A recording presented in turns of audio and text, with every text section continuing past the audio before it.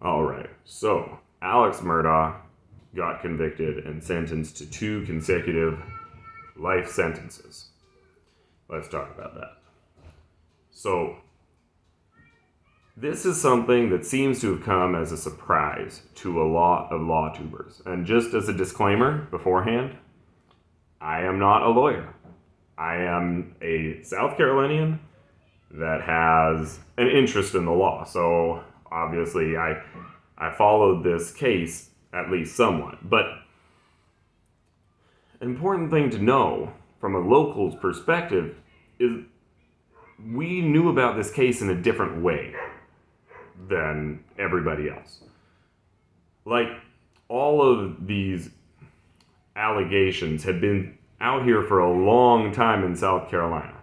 It was covered in the local media a lot more thoroughly quite a while ago, and everybody had come to their own conclusion. And the conclusion, like I hear people talking about it, you talk to people at work, you talk to people around, and the conclusion that I heard universally anytime it came up was, well, he's guilty. Or,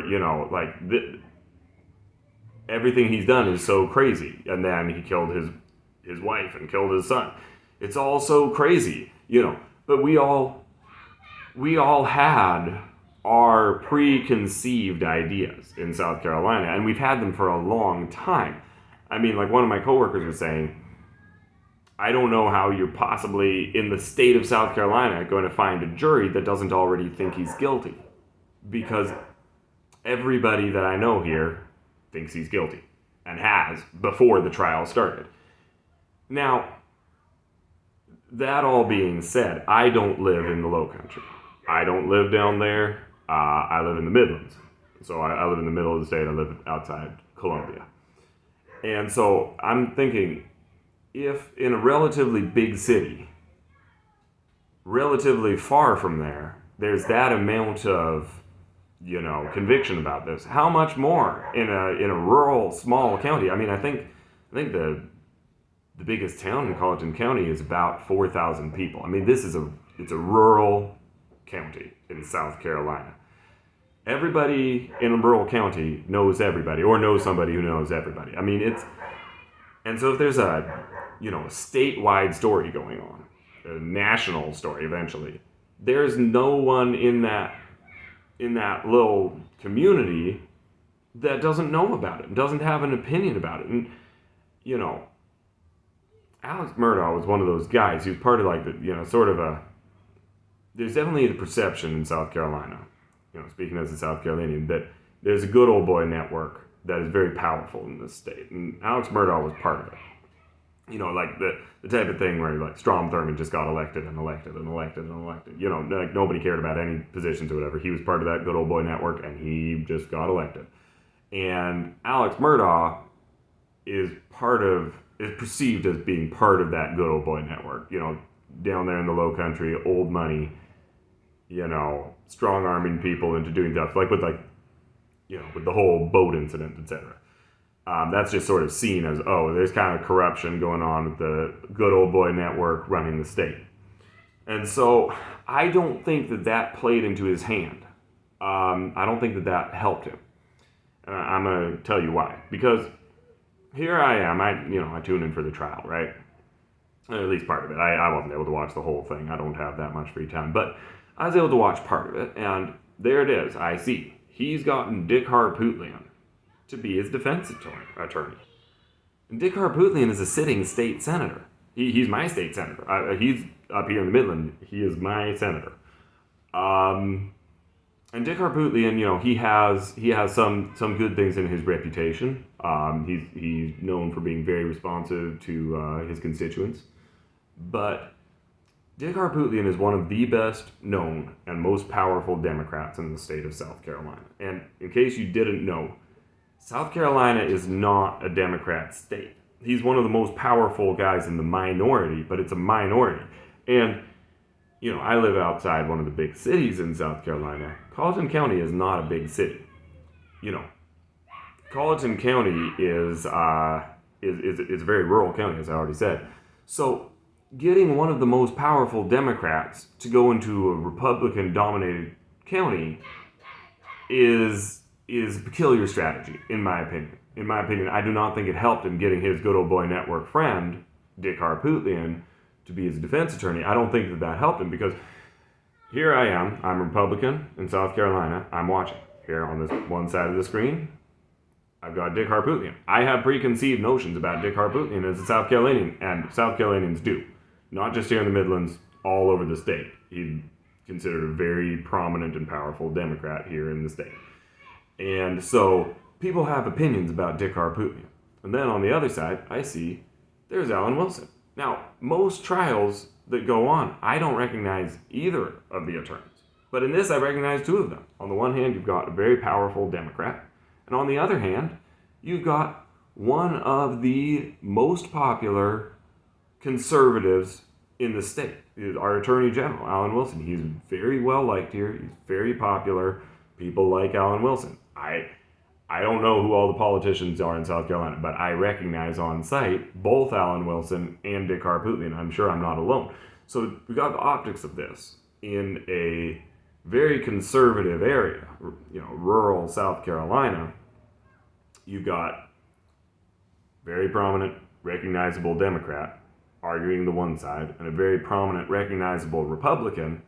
The one is not going to have so much trust put in him. The word of Dick Harpootlian, with I think the average South Carolinian, is not going to resonate in the same way as the word of Alan Wilson. I think it was a strategic choice on the prosecution's side to have Wilson there to kind of counterbalance Dick Harpootlian, right? Because you've got there's a reason Dick Harpootlian is not elected to a statewide office. He's only in he's not a state senator. He's not, our senator, because he doesn't enjoy great popularity statewide. And Alan Wilson does. Alan Wilson is recognized and really liked statewide. So you got a trust issue if you're Alex Murdaugh. You got someone that I don't think was very well liked down there. And you got someone that is very well liked down there, and if the optics are wrong, the trust is wrong for getting him cleared. And I don't think that sort of national/international commentary is picking up on this, but as a South Carolinian, I turned on the video feed for the trial and I picked up on it right away. I'm like, that's Alan Wilson. That's not typical that an attorney general is there for just a prosecution of one case. That's pretty atypical.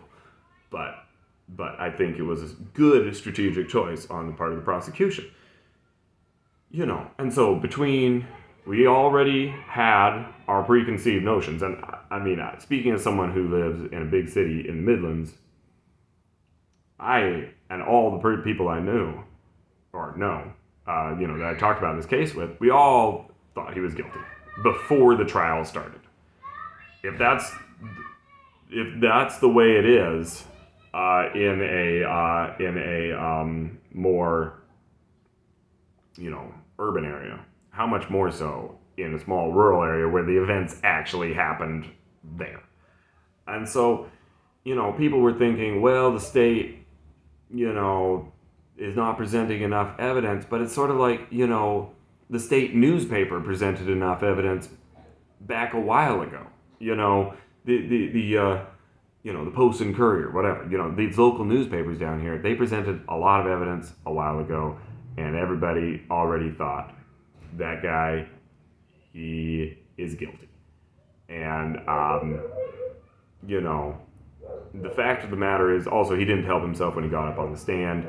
He instead of what I think would have been a better tactical decision is to not even provide any alibi, not even give him any type of story, just to try and poke holes in the prosecution's case. But he decided to get up there and tell the whole story, say, I would do anything for drugs, or I would do almost anything for my pills, after it's been established by the prosecution that his son and his wife were trying to, hide the pills from him, take the pills from him, admitting that he was there, instead of just, letting the prosecution, say, well, it seems like he was there, He made lots of errors in deciding to testify. But I think that even if he hadn't decided to testify, his odds of getting off were small. I think that most people thought that guy's guilty going into the trial. I think the people on his jury probably thought that guy's guilty going into his trial. And I think there's also another factor, which is South Carolina is a conservative state. It has a reputation as a very conservative state. But like South Carolina's conservatism is not a sort of deep philosophical conservatism, typically, in my experience. South Carolina's conservatism is more of a knee-jerk conservatism. You know, a sort of, we support the police type of conservatism. And so I think that the tendency for people in South Carolina, particularly in more rural areas, is, well, we got to support the prosecutor, we got to support law and order, and this guy, he's accused of committing a crime, well, we'll convict. Now, I'm not trying to, besmirch South Carolina. I think that there's obviously value in law and order. I love living here in South Carolina. I'm not originally from South Carolina. I like a lot of things about South Carolina. But I'm just trying to say that the outlook here in South Carolina is different than nationally. It's different on this case. We've had focus on it for longer. My opinions were formed a lot more by local news coverage than by the trial.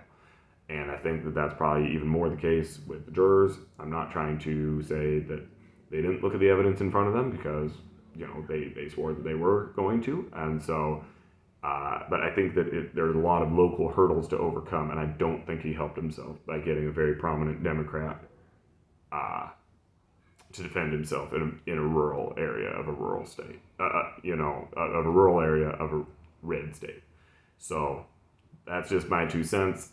LawTube was surprised, or at least some of LawTube was surprised. I'm not a lawyer, like I said before, but I was not surprised.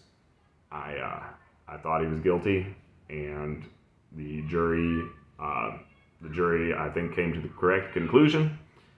And, speaking as a South Carolinian, I agreed with the jury's conclusion, and I'm not surprised by it. So that's all I have to say. Just kind of wanted to put a local perspective out there because I've been hearing mostly not a local perspective. And I'm not super local, but I am in the state. So I just wanted to put that out there and, just speak my piece.